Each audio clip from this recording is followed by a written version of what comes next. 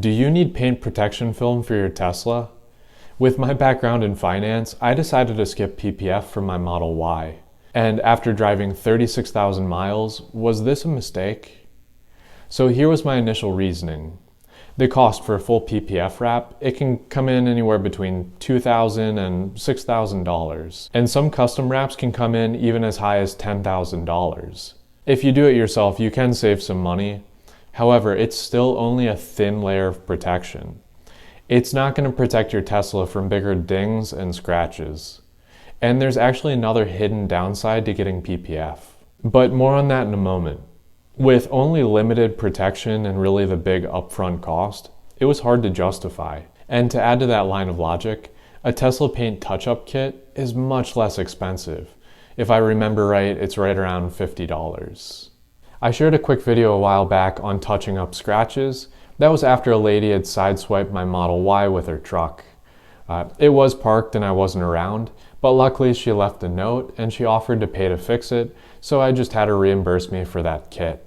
Good old friendly Midwest living. I'm in South Dakota, not traveling as much anymore. So how has skipping Tesla PPF worked out so far? After 36,000 miles, I've of course gotten some small dings and scratches, but luckily you have to look pretty close to see them. Either way, it probably is high time that I go around and do another round of touch-ups. So I don't mind the appearance, however, I'm slightly more worried about the increased wear and tear from the elements, snow, rain, etc. I've also put my Model Y through some extreme weather.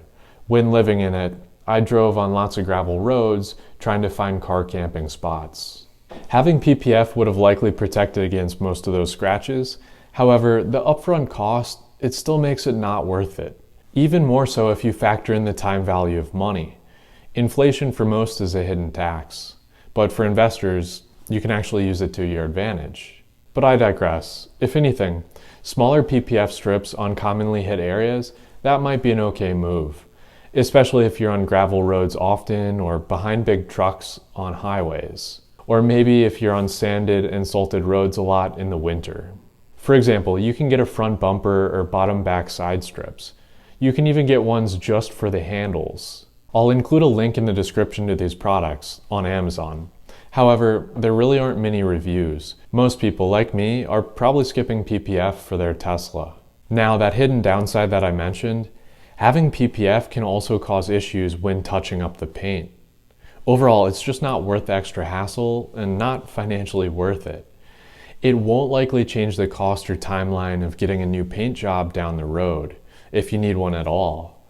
And it might even add to the cost. They'll have to remove the PPF before fixing it and painting it. On top of that, PPF doesn't usually add to resale value. And if you do a unique color wrap for the protection film, it could actually lower the trade-in value. Just good to keep in mind. Not everyone is looking for a unique color. The big caveat here though is if you really want a custom color wrap, go for it. Feel free to pay thousands for a certain style.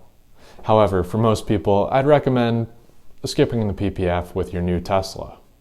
Instead, feel free to check out the top Tesla Model Y camping accessories. Car camping, it can actually save you money while traveling. Or for fun, do you know the top 28 Tesla Easter eggs and hidden features? Feel free to click on these videos, or I'll leave links in the description. And if you find my videos useful, I'd really appreciate it if you just tap the like button as well as subscribe, because that helps me out as a small creator. I hope to see you down in the comments.